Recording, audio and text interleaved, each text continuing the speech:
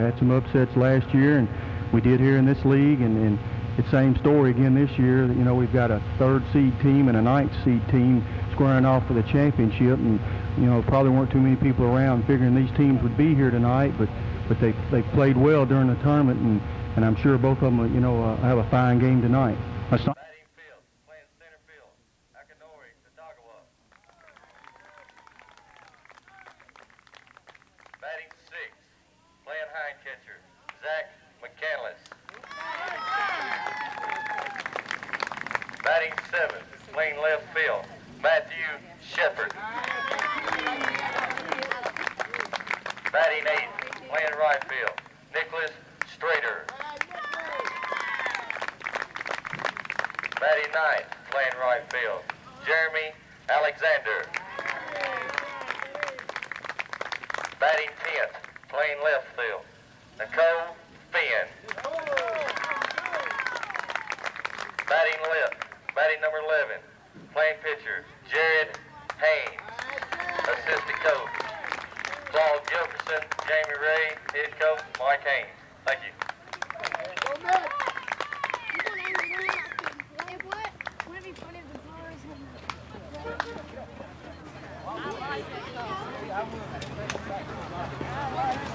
Let's go, man. Get up. Let's go. Talk it up. Okay, go. Let's go, man. Which part of the box do you like this? Introducing the 1993 Lou Gehrig Whitesox. Leading off and playing 3rd base, Kyle Johnson. Number 2 batter and playing 1st base, Aaron Fleener.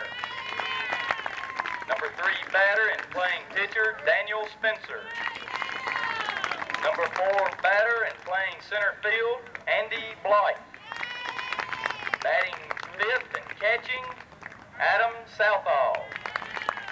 Batting 6th and playing 2nd base, Joe Taylor Mercer. Batting 7th and playing shortstop, Luke Fleener. Batting 8th and playing left field, John Biggers. Batting 9th and also playing center field, John Houchins. Batting 10th and playing right field, David D.A. Thomason. Batting 11th and also playing right field, Joseph Eubank. And batting 12th and playing left field, Nick Houchin.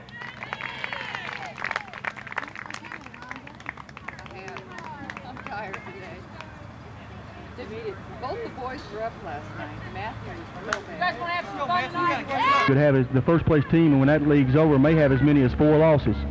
Patrick Michael is a leadoff batter, a shortstop for the Mets. He'll be followed by Richie Thompson and Ryan Swords. Michael, one of the best first-year players in the league. He's hit a home run. And Patrick Michael, a big right-handed hitter, will step up in just a moment. And they will adjust the pitching machine to the satisfaction of both Coach Mercer and Coach Haynes, as Michael will step in and Brandon Kearney will adjust the pitching machine. I've heard nothing but great comments about the umpiring in all of these leagues. And, of course, a lot of these are former Scotties like Brandon Kearney, Matt Gunn, Michael Darst, Justin Loden, of course, played the basketball. A lot of these guys, baseball players. I know Butch Alexander umpires up in the Little League. I know Wayne Hall's done some umpiring up there. Mr. Jesse called the coach pitch game that we broadcast on Sunday, and these guys have just done a tremendous job. Well, Jim, you've got to commend these men. I mean, you know, they're college students or high school, and some of them, you know, were seniors in high school, college students and stuff like that. And unless you've refereed or umpired or something and been out there, sometimes fans can get pretty abusive. And to hold their cool and do the job that they do, they really have to be commended, because it's a tough job. It has no reward, because there's no way. You can only be 50% right. You're not going to satisfy everybody. All right. The Mets clad in blue tops and white pants, the White Sox in black shirts and gray pants, as Michael takes a cut. Here's a ground ball to the third baseman. He'll make the long throw. Is it in time? Yes, sir. Beautiful play by third baseman Kyle Johnson. Mr. Kyle's got a pretty good arm, and he fired to Aaron Flater at first base. That was a long throw across the diamond, and he got Michael by about a step. That's super play right there. You know, I thought maybe he was going to charge that ball, but he got a good bounce and had a great arm, got it over and beat him by about a step. Kyle's playing a deep third base position. One out for the Mets here in the top of the first inning. Here's Richie Thompson, and Richie's a third baseman, batting in the number 2 hole. He's an excellent third baseman. Hits a grounder to Kyle Johnson. He'll have another play. Here's his throw, hit in time to Aaron Fleeter for out number 2. I want to mention that Richie has the potential to be one of the best defensive players in the league. 2 gone, and Kyle Johnson, just like a vacuum, at third base. Well, the Mets may want to try somebody else now. They've tried Kyle 2 times, and he seemed to handle them. There's a base hit into left center field that will roll to the fence. Big hit from Ryan Swords. The second baseman takes a big turn around first, and on the throw, he'll advance to second base. That's some good base running by Ryan. A great all-around player. He's hit a homer, and that time he hit a line shot over Luke Flander at short. Luke didn't have a chance on it. Rolled to the fence. Left fielder John Biggers makes the throw a little beyond the cutoff man, Joe Taylor Mercer, and a base hit for Swords. Here's a big hit from Jeffrey Gilkerson as he rips one to left field. Swords will try to score. The throw won't be in time, and it's 1-0 Mets. And that time, Mr. Jeffrey Gilkerson, who is the first baseman, and he's got 8 home runs, Bruce. Gilkerson, the number 1 home run hitter for the Mets and a terrific first baseman. He lined a shot that Johnson never had a chance, pulled it down the left field line, drives in a run. I can see why Gilkerson's hit 8 home runs. He blasted a big single right there and advanced to second base on the throw. And scoring is Ryan Swords. Here's Akinori Katagawa, and Akinori is the center fielder. Bats at the number 5 hole. Great player with a lot of hustle. Foul tip against the screen for strike 2. 0-2 the count. So with 2 outs, the Mets doing some damage, leading 1-0. Well, you know, like I say, on a bad throw, Ryan Swords was able to bounce to second. Here's a long fly ball that is pulled foul down the left field line, and the count's still 0-2. And Akinori got around on that pitch. Yes, he did. Was able to advance to second. Then Jeffrey Gilkerson just hit a shot toward Kyle Johnson there that he wasn't able to handle, and was able to score Ryan from second base. Here's the pitch. Again, it's pulled foul near the parking lot on the left side, so the count remains at 0-2. I believe the pitching machine sails it at 62 miles an hour. Akinori Katagawa is hanging tough. He fouled that pitch against the screen. Mr. Southall scoops it up from the catching position, and the count remains at 0-2. Aaron Fleeter at first, Joe Taylor Mercer at second, Luke Fleeter at short, Kyle Johnson at third, as Katagawa strikes out. John Biggers in left field, Andy Blythe in center field, Joseph Eubank in right field for the White Sox, Adam Southall the catcher, and Daniel Spencer the pitcher. There's a strikeout for Katagawa, and the inning comes to an end for the Mets. They score 1 run off 2 hits, no errors, and 1 left. After a half inning, the Mets leading the White Sox 1-0. We'll be back in 1 minute on 14 Karat Gold Sports.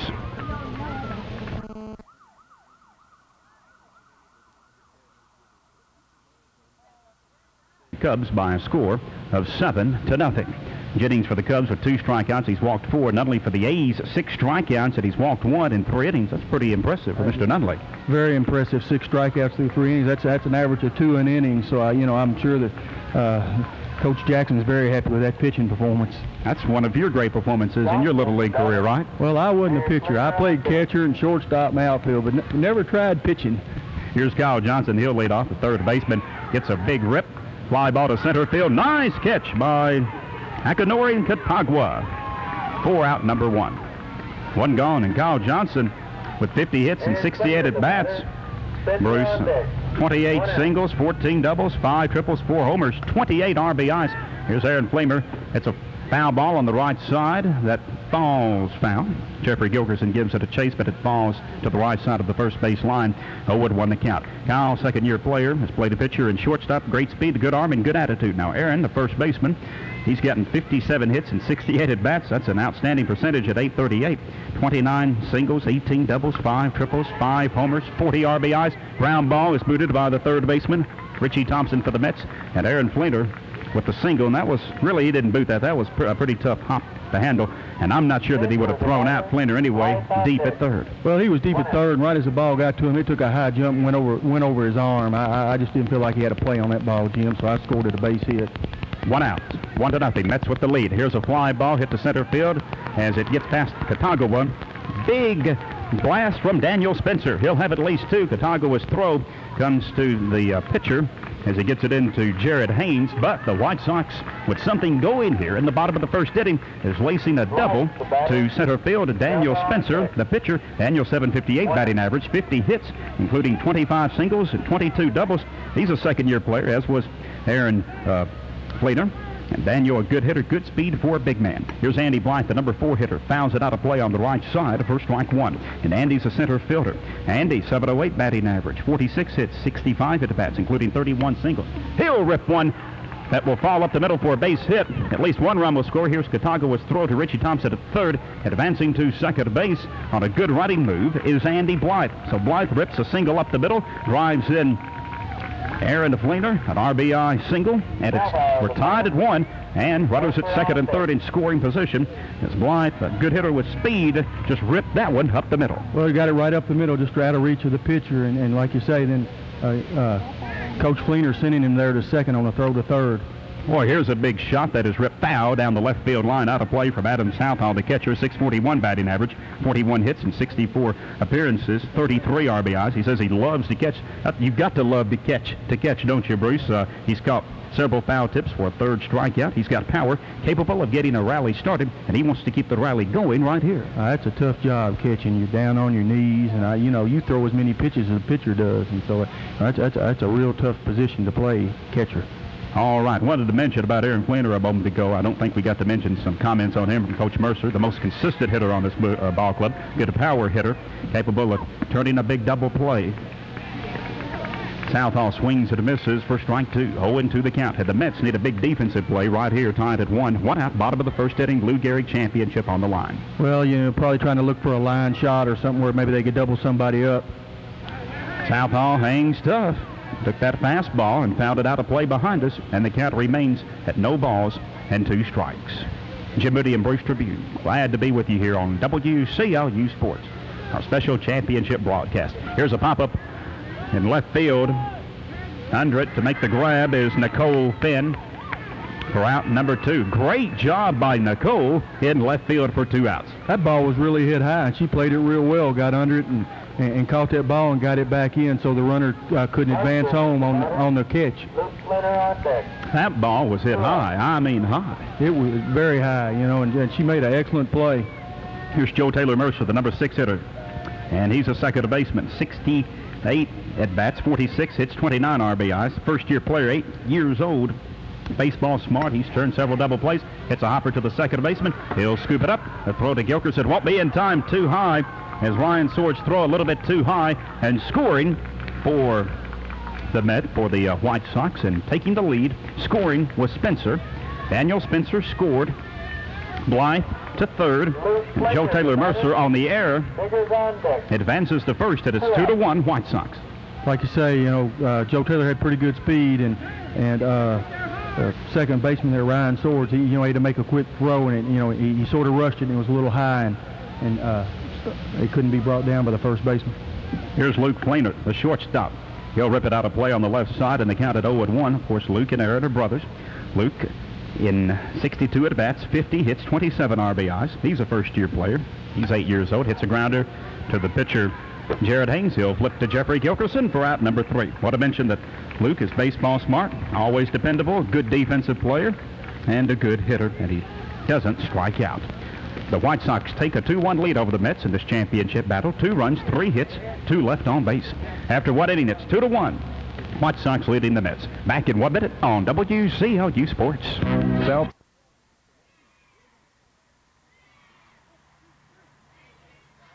Central Bank, Glasgow and Park City. Member FDIC.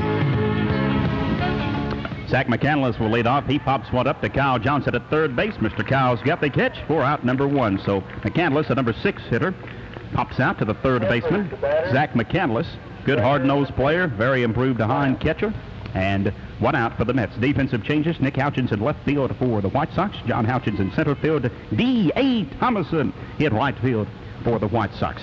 Here's Matthew Shepard, the left fielder. Slow roller that will hit the bag, and that will be fair. Johnson's throw is in time for out number 2. Boy, what a play by Johnson. Boy, he can rip that ball. Well, super arm. That ball hits the bag and bounces up there, and he's able to keep his eye on it and throw Shepard out at first. That was just a super play right there. You don't see many at this age, make that type play. 2 outs for the White Sox, and here's a pop-up that will fall out of play just to our left here. Well, actually, it did stay in play in territory, but it is a foul ball as Nicholas Strader, the right fielder, is at the plate. Nicholas is a player who gives 100% every game for the Mets. He bats in the number 8 hole. 2-1 White Sox have lead against the Mets in this Lou Gehrig championship battle. Top of the second inning. Here's a pitch. Ground ball. Johnson's got it at third.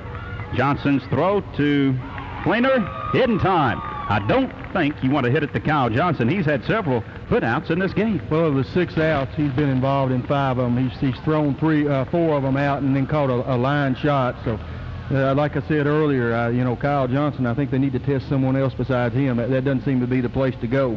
3 up and 3 down for the Mets. No runs, no hits, no errors, and nobody left. After 1 1/2 innings, the White Sox lead the Mets 2-1. Back at 1 minute on WCLU Sports. Tom Biggers will lead it off for the White Sox here in the second inning. John laces a base hit into left center field. Good effort by the shortstop for the Mets. Patrick Michael got his glove on the ball. Bruce almost made a spectacular catch on a line drive, but Mr. John Biggers gets a big base hit for the White Sox, and they get a good start here in the second inning. Yes, they do. Just out of the reach of the shortstop, and ball hit hard enough that he couldn't get a glove on it. Here's a line shot down the left field line. John Houchins, the center fielder, pulls it, and runners at first and second for the Mets, or rather for the White Sox, as Biggers advances to second. And on to first base is John Houchins. So a couple of base hits laced. Want to mention about John Biggers: 39 hits in 61 at-bats, 19 RBIs, 24 singles, 13 doubles. A second-year player, plays his heart out. Great batting and defensive player. John Houchins, a good first-year player, capable of hitting the ball well, has good speed on the base pass, plays good defense. Of course, he's one of the backup players for this ball club. And John Houchins just laced a big base hit. Here's David Thomason, D.A. Thompson, who's a backup as well, in right field. And D.A. with 34 hits and 57 at-bats, including 33 singles. First-year player, always makes contact, just fouled that one out of play, and they counted 0-2. And the White Sox looking for a big inning and trying to break this thing open. Well, we can see why they scored so many runs. They've been swinging the bat well, and, you know, already 5 hits right here through into the second inning. Here's a foul ball out of play, and the count remains at 0-2. We've got some changes for the Mets. Matthew Shepard in left field replacing Nicole Finn, and in right field, Nicholas Strader replacing Jeremy Alexander. And the good thing, you play at least 2 innings. That's a minimum. Here's the 0-2 delivery. Ground ball. It hits the batter and will be foul in front of the plate. So the count remains at no balls and 2 strikes. And the Mets looking for a force out at third, or maybe looking to turn 2. Yeah, lucky there that the ball hit the batter, hit David in the box, or that ball could have been trouble. You know, they might have had bases loaded. Ground ball comes to the pitcher, Haynes. He'll fire to the third baseman, Richie Thompson, and they get that all-important force out. Forced out is John Biggers. At third, David Thomason reaches on a fielder's choice. On to second base is John Houchins. Into 4 innings Little League tournament, 87 Cubs, nothing. Thanks for that score. Here's Joseph Eubank, who also plays right field. He's a left-handed batter, and he rips it foul the opposite way down the left field line. Eubank, 29 hits and 57 at-bats, 509 batting average, including 24 singles. Pleasant surprise, first-year player. Hadn't played organized baseball before. Just needs more time. He hits a ground ball. Good play in the hole by the shortstop, Patrick Michael. His throw took Thompson off the bag a little bit. Then Richie, his feet were spread between the bag. He couldn't touch the bag. He tried to tag out the base runner, John Houchins, but Houchins slides in safely. Tough break for the Mets. A good one for the White Sox. As Eubank reaches on a fielder's choice. Now here's Nick Houchins, the number 11 hitter, with the bases loaded. Nick hitting .446. 25 hits this season, 19 singles. He's a first-year player. He's a twin brother of John Houchins. He fouls it out of play, and the count at 0-2. Coach Mercer says, please don't wear the same things to practice, fellas, so we can tell you apart. Well, you know, tough play right there for the Mets. Richie didn't realize he had a forced play. All he had to do was touch a bag, and the batter was out. Good play by John Gilkerson at first base, or Jeffrey Gilkerson, as Jeffrey backtracked Bruce and made a pretty tough catch just on the edge of the infield in shallow right field. Well, he saved the Mets a run right there. I mean, him able to get that ball back. And, you know, he's got a good enough arm that they weren't able to advance the runner from third with the hit. Kyle Johnson flew out to center field. Katagoa made a good catch back in the first inning. Kyle takes a big cut, swings and misses for strike 1. He knows he could do a lot of damage right here. At the top of the order, bases loaded, 2 outs for the White Sox. This is a critical moment early in this game. Bottom of the second inning, White Sox lead 2-1. Here's a line drive. Second baseman's got it, and stepping on the bag is Mr. Ryan Swords. and the Mets dodged a big bullet that time. Yes, they did. You know, they were probably in trouble right there with bases loaded and then one out, and they get a pop-up and then a fielder's choice of the second baseman to get out of that inning. So the White Sox leave the bases loaded. No runs here in the second inning. They collect a pair of base hits. There was one error and 3 left. After 2 innings, the White Sox lead the Mets 2-1. Back in 1 minute on WCLU Sports. Come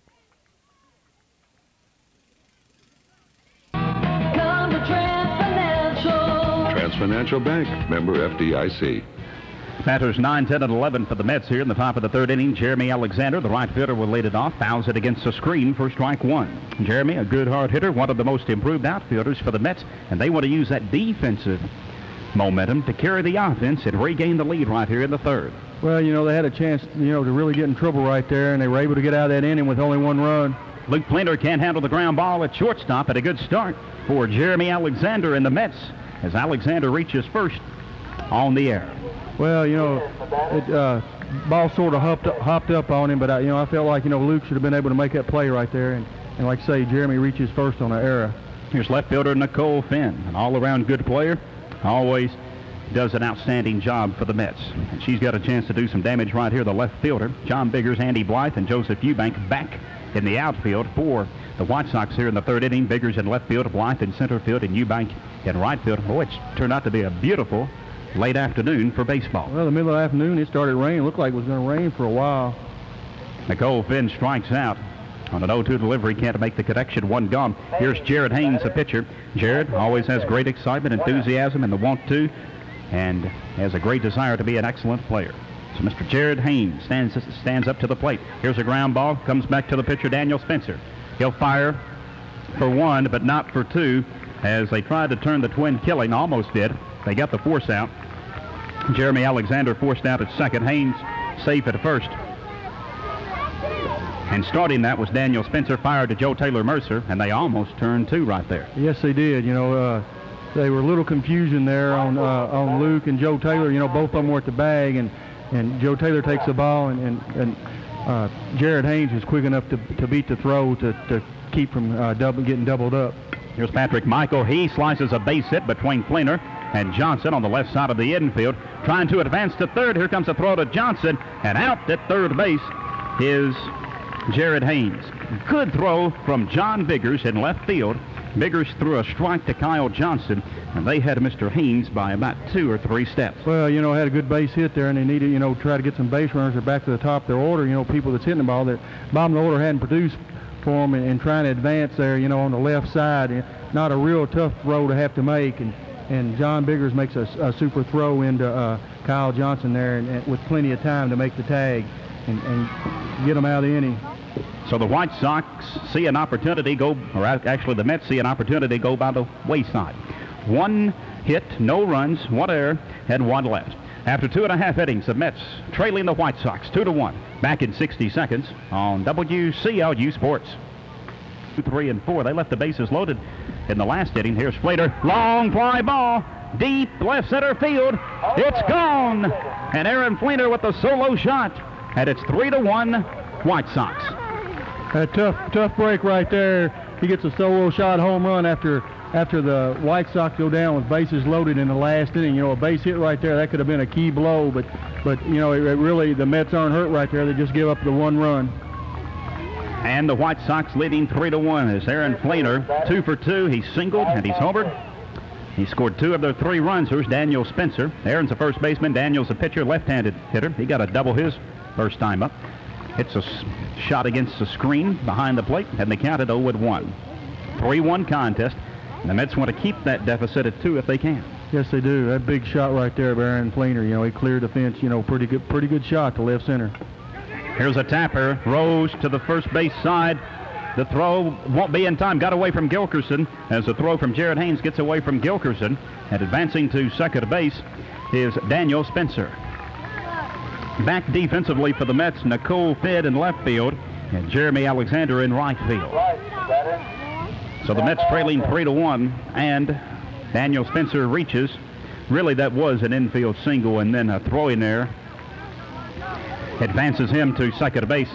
Now, an out called. Did he touch first base or what? As the pitcher, Haynes, fires over to Gilkerson. Is standing at second base is Daniel Spencer, and he is ruled out. I assume he must have missed the bag? I suppose he did. He missed first base there, and he was called out for, they appealed the play to first. Of course, that's the Mets dugout there on the first base side, and the coaches were able to pick it up. Here's a tapper to the second baseman. He's got it. His throw to Gilkerson. Will it be in time? Yes. Nice play by second baseman Ryan Swords. And Andy Blythe grounds out to second base. Blythe had gotten a single his first time up. And now, all of a sudden, 2 outs for the White Sox, leading 3-1. Like you say, Daniel Spencer had himself a hit there, and we had to take it away from him because of a base running error on his half. So, I take the error away from the pitcher there. Here's a fly ball to deep center field. It will carry and roll. Bounce against the fence. It'll be a ground rule double for Adam Southall. As he rips one, Kitagawa didn't have a chance. Akinori went back, but that ball fell about 2 feet in front of the fence. Took a hop over the fence. Bruce had a ground rule double for Adam Southall, so 2 outs and another runner in scoring position. Well, Adam Southall and Aaron Fleener are both pretty good-sized young men, and they swing the bat well and have been able to use their power. Here's a pop-up on the infield. The ball will bounce, and it will roll fair down the third base line. Haynes and the catcher, Zach McCandless, couldn't make the communication. And advancing to second for the White Sox is Joe Taylor Mercer. Mercer's got outstanding speed. Little infield single that time. And a tough break for the Mets. Advancing to third is Adam Southall. So they've got runners at second and third with Luke Fleener, who grounded out to the pitcher. Fleener, the number 7 hitter. Fleener, the shortstop. Well, I think they were trying to force a throw there maybe to second to score another run. With Southall on third base, they were hoping that Haynes would throw the ball to second base, and they were going to try to advance Southall. Fleener pops it up. Foul just down the left field line. Good effort by Nicole Finn, and the count at 0-1. Boy, Fleener almost got that one to fall on the line. Well, that hits the line right there, and it's probably 2 more runs for the White Sox. They lead 3-1 against the Mets. Mets took an early 1-0 lead. White Sox came back with 2 in the first inning. Aaron Fleener hit a home run in this inning. Here's a shot hit into left field, a base hit, as Nicole Finn will make the throw to the shortstop, Patrick Michael. He'll try to gun down Joe Taylor Mercer. Can't do so. And with outstanding speed, Luke Fleener advances all the way to third. Adam Southall scores from third. Joe Taylor Mercer scores from second. And Fleener, on the errant throw, advances all the way to third base. So Fleener just hit a shot between the shortstop and third baseman. Nobody had a chance to get it, and it's 5-1. Here's another base hit that will fall into shallow left center field. Good effort by the shortstop, Patrick Michael. Can't quite come up with it. And a base hit from Mr. John Biggers. That's his second straight hit. Drives hit a run, an RBI. Luke Fleener scores, and the White Sox hitting that baseball, leading 6-1. Well, they're hitting the ball and running the bases real well right now. The one base running error they did make there on first base is probably going to wind up costing them a run, Jim. They're up 6-1 at the plate. John Houchins singled his first time. That time he ripped it foul against the fence, and the count at 0-1. Runner at first base is Biggers. 2 out, 6-1. White Sox with the lead. Here's a pitch. Swing, foul against the screen for strike 2. No balls and 2 strikes the count. So Houchins looking to deliver a big 2-out base hit here. But the White Sox already leading 6-1. They've scored 4 times in this inning. Here's a little tapper. That's going to roll fair down the first base line. Jeffrey Gilkerson handles a spin on that little looper, and Jeffrey steps on the bag for the unassisted out. So grounded out to the first baseman is John Houchins in the number 9 hole, the center fielder. But the White Sox take a 6-1 lead. 4 runs on 5 hits, no errors, hit 1 left. Aaron Fleener got it started with the big solo shot over the left center field fence. We're halfway through this Lou Gehrig League Championship battle. It's 6-1, White Sox over the Mets. Back in 60 seconds on WCLU Sports.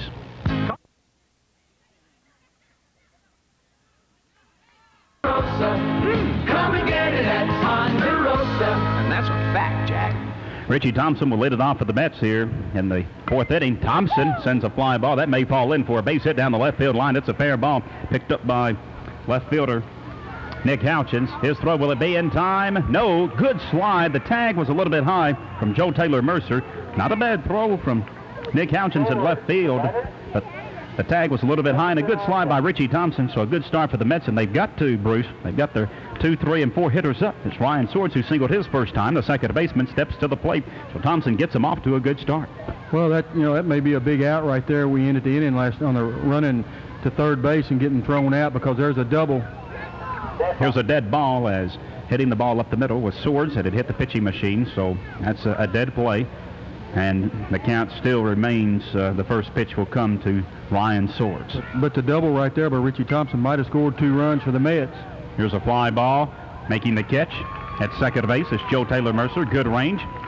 One gone. As Swords pops out to the second baseman, Jeffrey Gilkerson, who got a single his first time up, will bat right here. 6-1. White Sox leading the Mets, top of the 4th inning. Thompson's a runner at second base, and the Mets want to chip away at this lead right here. Well, they don't want to try to get it all back too quick. If they can pick up 2 or 3 here, they've still got 2 more at bats. Gilkerson lines a shot. That will fall in for a base hit. Good catch on one hop by Nick Houchins. And they'll try to score the runner. Here's a throw. It will not be in time. Scoring is Richie Thompson. Advancing to second is Jeffrey Gilkerson. Coach Haynes gambled a little bit, had it paid off, and the Mets scored their second run of the game. And that throw from Mercer to the left side of home plate to Southall. Not a bad throw from Joe Taylor.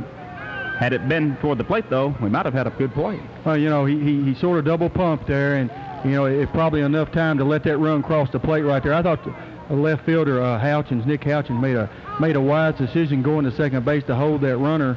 And probably the run at third was going to score anyway, but on the throw home, Gilkerson was able to advance to second to get in scoring position.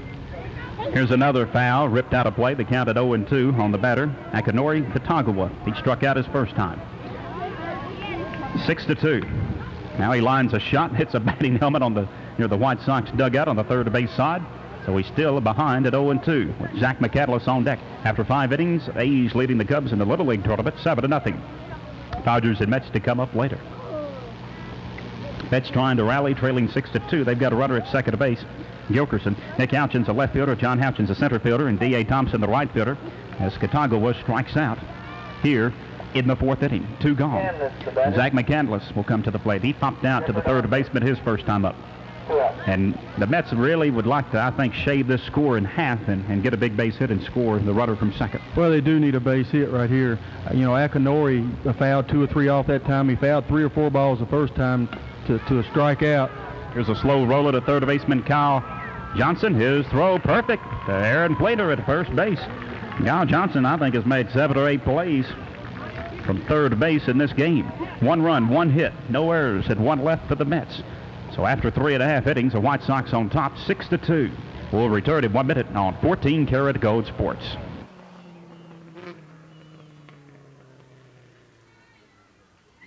Right field, Nicholas Strader. The rest of their defense remains the same. Mets looking for scoreless hitting. The White Sox really looking to take a big lead in this game. Well, they could break it open right here with 2 or 3 more runs, with only 2 more bats for the Mets. And they're down in the bottom of their order again, which hadn't really produced for them in this game so far. And if the White Sox put 2 or 3 on the board right here, the Mets could be in real trouble. Bruce, who do we have up for the White Sox here in the 4th? D.A. Thomason is going to lead off for him, and he hit into a fielder's choice his first time up. Ground ball comes to the pitcher who mishandles it, and the throw from Jared Haynes won't be in time. So Jared can't make the throw, or actually makes the throw, but boots it just a little bit. And on the air, David Thomas had reached his first. Got on by a fielder's choice his first time. Here's Joseph Eubank, the right fielder. He's a left-handed hitter. He reached on an error by the third baseman his first time up. Fouls it against the screen. He looks like he can go the opposite way, although he's a left-handed hitter. That first time he made contact, he hit it to the left side of the infield. Yes, he did. He gets around just a little bit late, and he does hit it to the left side. 0-2 the count is that time. He can't make the connection. Runner at first base for the White Sox. Nobody out. Bottom of the 4th inning. They lead the Mets by a score of 6-2. Ground ball comes to the third baseman, Richie Thompson. His throw, good scoop in the dirt by second baseman Ryan Swords. They get the force out. Thomason forced out at second base. Eubank reaches first on the fielder's choice. And here's Mr. Nick Houchins. Steps up to the plate. And Nick popped out to Jeffrey Gilkerson back in the second inning. He hits a ground ball to Thompson at third. Up, it rolls off his leg down the left field line about 10 feet behind the bag. He'll retrieve it. And on the error, McCouchin safe at first base. Now Kyle Johnson, who has popped out, and he's reached on a fielder's choice. He'll be at the plate with runners at first and second. Takes a big cut. Here's a ground ball. Second baseman's got it. He'll step on the bag. No, he'll try to go to third, and he does. As a good throw from Ryan Swords. I thought he might step on the bag to get the easy out at second, but he gets a force out to Thompson at third, and he really gunned that over there. I thought that Thomason, or actually, let's see, the runner going to a third was Eubank. I thought Eubank might have had that bag, but a good throw by Ryan Swords. Well, you know, he's very fortunate there. Eubank wasn't quite a fast enough runner because, you know, he had to play right there at second base, and, you know, instead of touching the base, he goes here. They just called the batter out. And Aaron Fleener is called out for the third out. Why, I'm not sure, but he is called out, and we'll find out why as he stepped up to the plate. They had runners at first and second with 2 outs, and actually a runner left. The runner on first base left before contact, so Fleener will bat when they come back in the second inning. Kyle Johnson left the base before the contact. So Kyle is a third out in this inning. Right. All right. So a big break for the Mets. The White Sox had an opportunity to maybe push their lead a little bit, extend it, but they can't do it. No runs for the White Sox here in the 4th inning. No hits. 2 left on base. Actually, 1 left on base for the White Sox. So after 4 innings, the White Sox 6, the Mets 2. Back after this one message on WCLU Sports. This reminds supplies, ready mix concrete and much, much more. And you get it all for money-saving prices. That's Square Deal Lumber Company. They've got everything from A to Z. When you shop Square Deal, you get the best, and you always get it for a whole lot less. See my friends today at Square Deal Lumber Company in Park City, Cave City, Horse Cave, and in Glasgow. Good start for the Mets here in the 5th inning as Matthew Shepard lines a shot into left field for his first base hit of the afternoon. Shepard, the left fielder, number 7 hitter. Here's Nicholas Strader, the right fielder, and he bats at the number 8 hole. He grounded out to third base his first time up. The A's leading the Cubs in the 6th inning with 2 outs by a score of 12-0. So a big game for the A's. Here's Nicholas Strader, foul tip for a strike. 0-1 the count, and time to get him to run out on the Mets.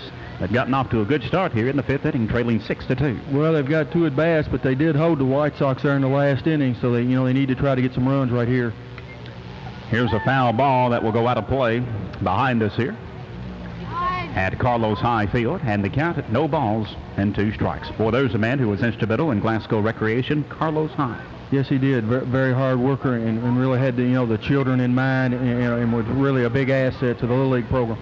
Luke Plater, nice job at shortstop as he had to go into the hole on a hard-hit ground ball. He fires to Joe Taylor Mercer at second base to record the force out. Nicholas Strader reaches on the fielder's choice. 1 out, runner at first for the Mets.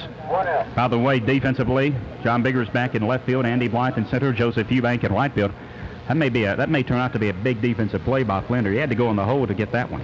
Well, you don't see very many left-handed shortstops, and that may be the reason he was able to pick that ball up. He moved to his right and scooped it up there with his right hand and was able to get the force there at second base on the fielder's choice. I don't know whether he'd been able to reach across his body and pick that ball up.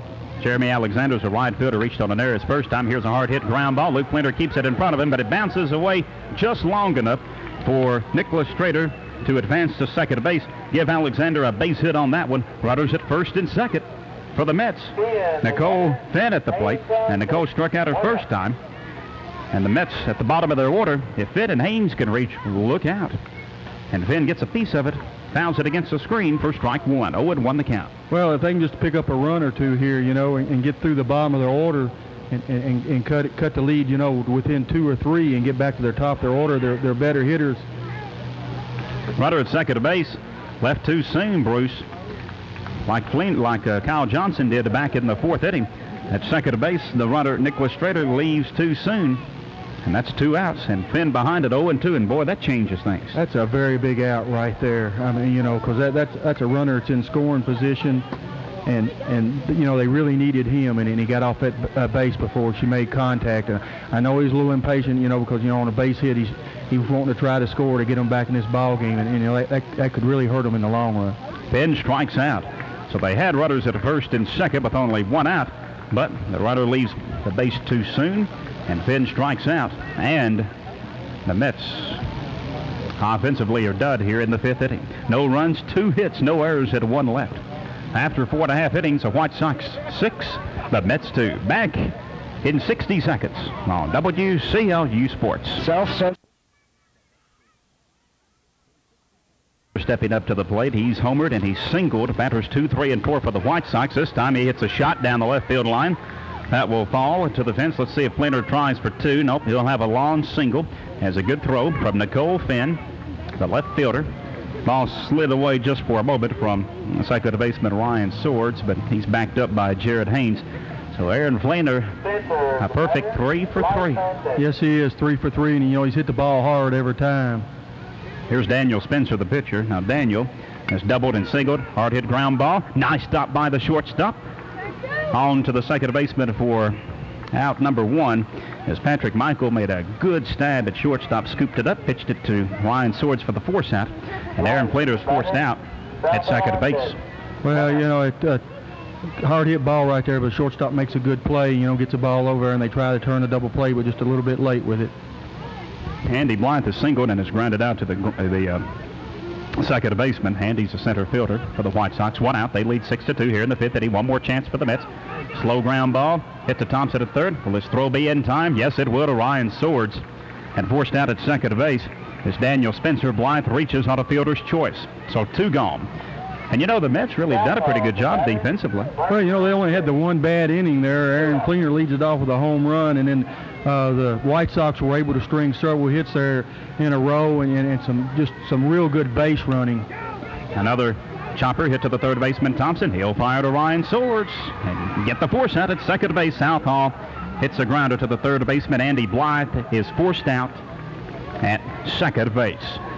So the White Sox score nothing here in the 5th inning. 1 hit, 1 error, and 1 left. The Mets must score 4 runs for this game to continue, or the White Sox will win the 1993 Lou Gehrig League Championship. At the end of 5 innings, White Sox 6, Mets 2. We'll be back in 60 seconds on WCLU Sports. Jared Haynes will lead it off, followed by Patrick Michael and Richie Thompson. Batters 11, 1, and 2. Ground ball comes to Luke Fleener at short. Oh, it rolls through his legs, and a good start for the Mets here in the 6th inning as Fleener can't handle the ground ball. And let's see if that will possibly open the gate for the Mets.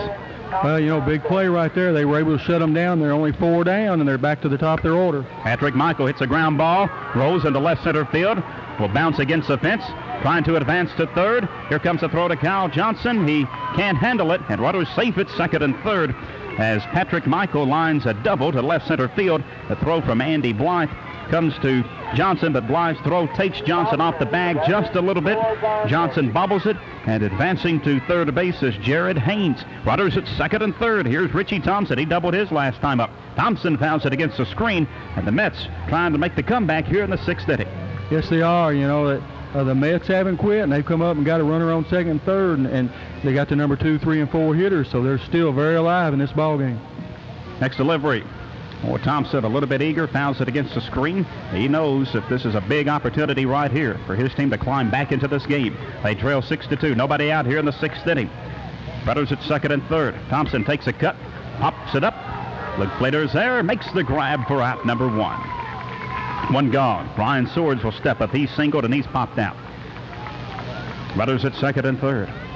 The Mets needing a big base hit. The White Sox wanting just the fundamental defense as Luke Fleener gave them right there. Here's a pitch. Ground ball. Kyle Johnson's got it. He'll make the long throw to Aaron Fleener. He's out. Scoring is Jared Haynes, and it's 6-3. Advancing to third base is Patrick Michael. And here's Jeffrey Gilkerson. He's singled a couple of times. And Gilkerson looking for a big base hit right here and try to bring that tying run to the plate. Well, Gilkerson had a home run in the upset of the Dodgers Sunday, you know, and home run right here could put him within 1.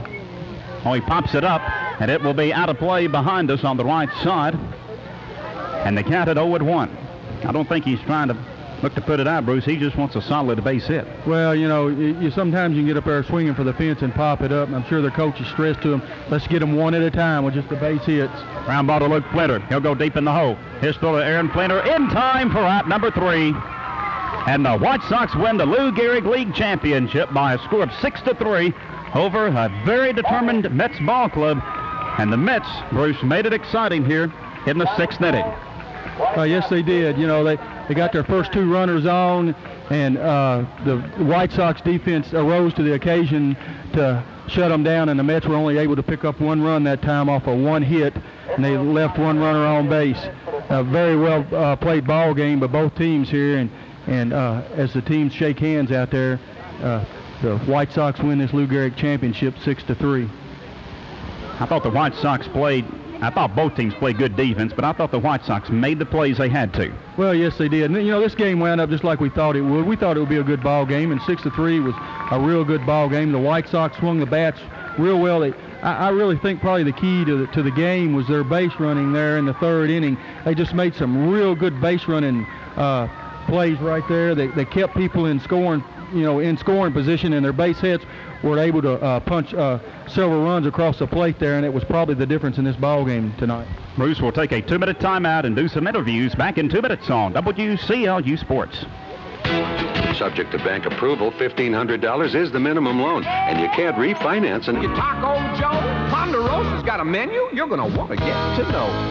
If you're hungry for something more, come and get it at Ponderosa. This holiday weekend, bring your family in for a treat at Ponderosa and enjoy the Buffet Barbecue. It's just $4.99 for all you can eat. The Barbecue Buffet, Friday, Saturday, Sunday, and Monday at Ponderosa. We got a smile with your name on it. We're cooking up something just for you. Making your favorite dishes. Oh, that's what we really love to do.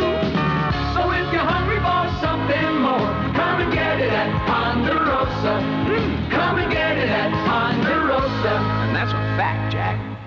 All right, a good Lou Gehrig League Championship battle here on 14 Karat Gold WCLU. Great effort from the Mets, great effort from the White Sox, and the White Sox win by a score of 6-3. We're going to talk with the Mets first, and their coach Mike Haynes. And boy, you just got on a roll in this tournament, didn't you? Yes, we've turned on the end of the year. I'm really proud of these kids. They just started hitting the ball on defense. They got one of the best defenses in this league. You never quit. You made this exciting in the last inning, Coach. A base hit here or there, and this thing could have been tied up for a different story. Yeah, this is a will of a defensive battle. They just bats just a little bit hotter than ours. White Sox hit the ball well, but I thought you made some pretty good defensive plays. Yes, we've got a good defensive team. I can't take nothing away from these kids. They just don't give up. How much has this team improved since the very first game of the season to this championship game? We went from 9th seed in the whole league to number 2 team in the league. I mean, they have improved tremendously. I knew they had it. They just didn't know when. All right. Do you want to thank your assistant coaches before we talk with your kids and your parents? Yes. One of my assistant coaches is Jamie Ray. Jamie. And I believe Jamie coached first base, didn't you, Jamie? Yeah, I sure did. I tried to. Yeah, oh, you did a good job. Did you get excited out there? Yeah, I sure did. These guys did a good job this year. I'm very proud of them. I thought this was a well-played game by both teams. Good defense, some big hits, and you all played them tough and made a good comeback. Yeah, we tried. We did a good job. Proud of every one of them. They're all good kids. All right, thank you, Coach. Coach Haynes, let's talk with your players, and I'll have them step up here and just ask them a couple of quick questions here. Tell me your name. Ryan. What's your last name, Ryan? Swords. And how old are you? 9. And tell me where you go to school. Evie Terry. And you play what position? Second. Now, what do you enjoy most about playing ball? You like to hit, catch, or what? Hit. All right, you like to hit. Good job, Ryan. All right, let's get this young man up here and talk to him a second. What's your name? Michael Hayes. And how old are you? 8. And tell me, you're 9. All right, tell me what position you play. Pitcher. Okay, you enjoy getting some of those hot shots up the middle? Yeah. All right, what do you enjoy most about playing ball? Hit the ball. You like hitting the ball. Good job. All right. Let's see who we've got here. This young man can hit the ball well. What's your name? Jeff Gilkerson. And how old are you? 10. Now, tell me what position you play. First base. Now, tell me what you like most about playing ball. Hitting. All right, you do a good job of it. Good job. I believe he had 8 home runs this year, didn't he? All right, what's your name? Jeremy Alexander. And how old are you, Jeremy? 10. And tell me what position you play for the Mets. Right field. What did you enjoy most about playing ball this year? Hitting. All right, good job. These guys like to hit that ball, don't they? All right, who we got here? What's your name? Matthew Shepard. And how old are you, Matthew? 9. 9. And tell me what position you play. Left field. Now, what do you enjoy most about playing ball, Matthew? Hitting the ball. All right, very good. Let's see who this young man is. What's your name? Zach. Now, what's your last name, Zach? McCandless. And tell me how old you are. I'm 9. Now, where do you, tell me what position you play. High catcher. Now, tell me what you enjoy most about playing ball. Hitting the ball. You like hitting the ball. All right, very good. All right, what's your name, sir? Nicholas Strader. Okay, Nicholas, let me get you a little closer to the microphone. How old are you? 9. And tell me what school you go to. South Green. Okay, Nicholas, what do you enjoy most about playing ball? Hitting. You play right field, too, don't you? Yeah. All right, good job. All right, let's get this young man up here. What's your name? Akinori. All right, how old are you, Akinori?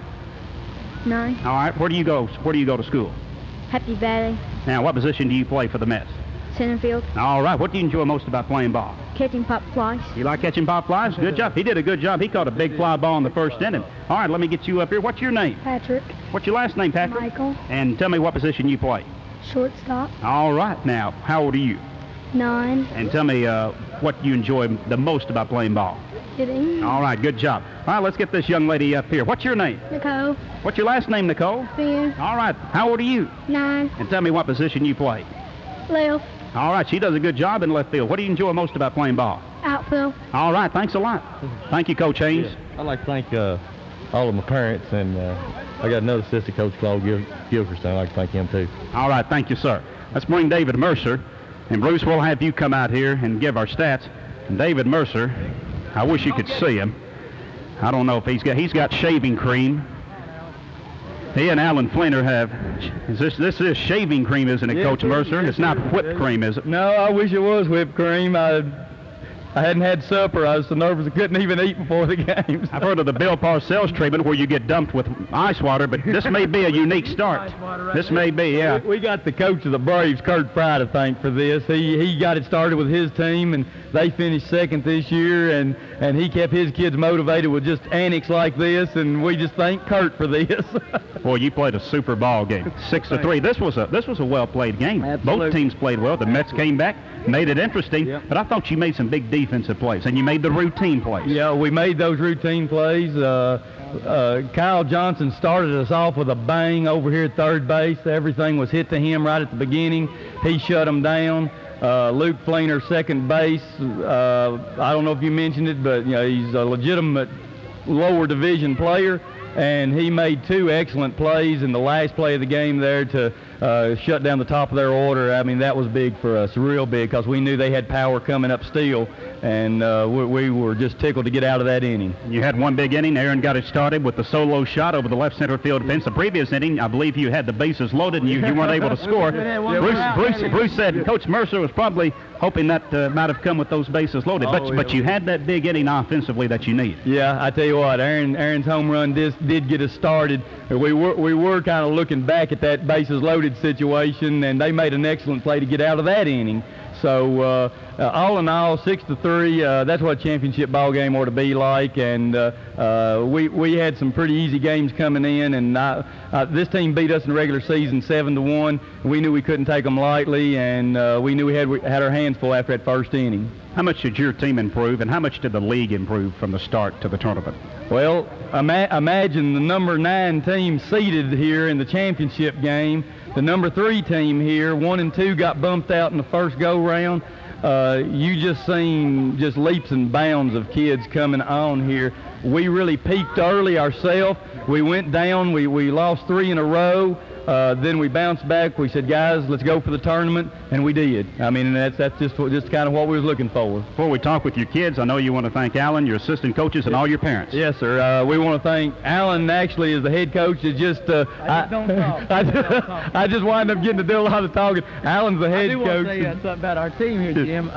One thing that's really interesting about this team, we had 12 kids. We were one of 2 teams with 12 kids this year. And out of 12 kids, you know how many games those 12 kids missed total? You add them all up now. Okay. How many? 0. We had all 12 kids for 23 ball games. That's almost unheard of. Nobody missed a game. We had one kid that was almost to miss 1 game, and God stopped that one with lightning. So he said, these kids want to play. We want to let them all play every game. So that just shows you the interest these kids have in baseball. They come to practice, ready to practice. We had some bad games, but it wasn't because of lack of effort on the kids' part. I mean, they're young. We've got 7 first-year players ourselves, so we're a fairly young team also. Good parents. I think so. Our parents have really been supportive. They loved it when we started out hot, and then they kept supporting us and kept getting us back up when we lost 2 or 3 in a row there. They didn't get down on us, didn't get down on the team. I know you want to brag on the Dodgers and the Braves, the top 2 seeds coming into this tournament, and you all and many other teams had some outstanding regular seasons. Well, I had a speech made up today, just in case I had to get on the radio. First of all, I wanted to thank WCLU for being here, and the plant board and telescripts. It adds a lot to our tournament and to our league. There's no doubt that 2 of the top teams in the league, maybe the top 2 in the league, were the Dodgers and the Braves this year. We suffered a big defeat at the hands of the Dodgers. We managed to beat them once, which we were really proud of early, but they beat us bad late in the year, and the Braves beat us twice. So there's 2 really tough teams. We were kind of shocked that they got knocked out like they did, but you see this Mets team, they can play with anybody. The Mets can play with anybody. The Cubs really came to play in the tournament. They were 10th seeded, and they won 2 ball games. And, you know, all the coaches and the kids, I think, worked hard this year. We want to congratulate every team. Alan, thank you, sir. David, any other comments? Then we need to talk with your kids, and I know they got some ceremonies. We need to let them do that. Well, we don't want to leave out John Southall. He has been our dugout coach, our statistician. If it hadn't been for him, I don't know if he used any of the information, but we gave all the information wouldn't have been gotten if it hadn't been for him. A lot of times I was watching a runner come home, and when we was in third base dugout, and he was helping me bring runners from second to third, and I turn around and see a kid on third. So I really want to thank John for being there every game. Jim and I really thought a key to the ball game probably was the 3rd inning, your base running. You know, I had some super base running there that kept getting runners in scoring position, and that probably broke the game open right there. We discussed that during the game. We really thought that was probably the difference in the ball game was your 3rd inning base running. That is something that we work on. We started the season.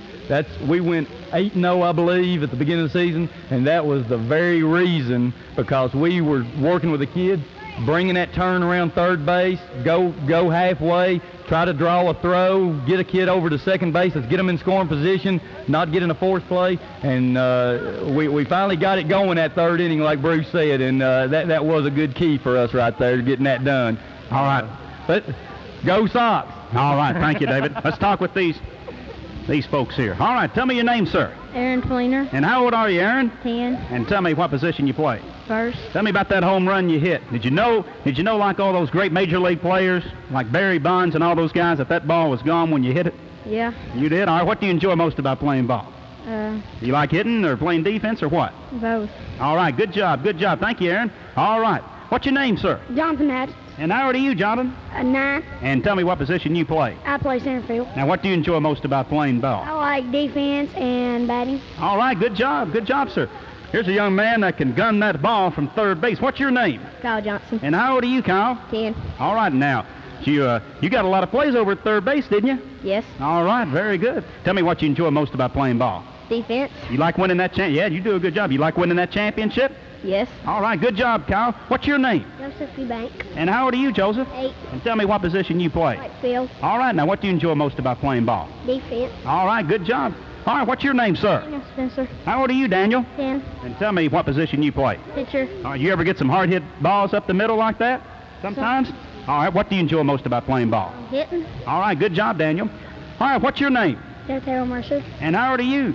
8 and a half. And tell me what position you play. Second base. Now, what do you enjoy most about playing ball? Defense. All right, good job, sir. All right, who we got next? What's your name? My name is Nicholas Hutchins. How old are you, Nicholas? I'm 9 years old. And tell me what position you play. I play left field. Now, what do you enjoy most? You like hitting, catching, defense, what? I like hitting. All right, good job. All right, what's your name, sir? Andy Blythe. And how old are you, Andy? 9. And tell me what position you play. Center field. How you feel about winning that championship? Feel pretty good? Yeah. All right, what do you enjoy most about playing ball? Defense and offense. All right, that's very good. All right, what's your name, sir? John Biggers. And how old are you, John? 10. And tell me what position you play. Left field. Now, what do you enjoy most about playing ball? Everything. Everything. Good attitude. Today, John. He took one in the neck, come up throwing, got the runner at third that one play. Yeah, I remember that. You had some outstanding defense. All right, thank you, John. All right, what's your name, sir? Adam Southall. And how old are you, Adam? I'm 10. And tell me what position you play. I play catcher. Now, what do you enjoy most about playing ball? I like just playing. You like playing. Do you like catching? Mm-hmm. All right, good job. All right, what's your name, sir? David Thomason. And how old are you, David? 9. And tell me what position you play. Right field. And what do you enjoy most about playing ball? Defense and offense. All right, very good. All right, let's see who's this young man we've got to visit with right here. What's your name, sir? Luke Fleener. And how old are you, Luke? 8. And tell me what position you play. Shortstop. You like playing shortstop? Yes. All right, what do you enjoy most about playing ball? Everything. All right, good job, Luke. Have we talked to everybody? Yes, everybody. And did you notice there that when you asked their age, we had 3 to say they were 8 years old. Hey, that tickles me to death to see the program acting that way with 8-year-olds being able to play like this.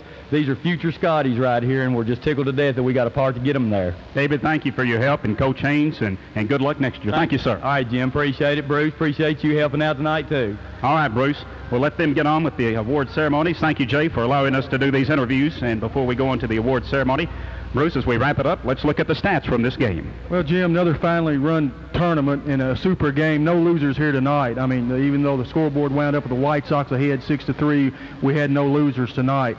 But for the Mets tonight, Patrick Michael was 2 for 3. He had one of the 2 extra base hits for the Mets, and that being a double. Richie Thompson was 1 for 3. He scored a run, and he had the other extra base hit, it also being a double.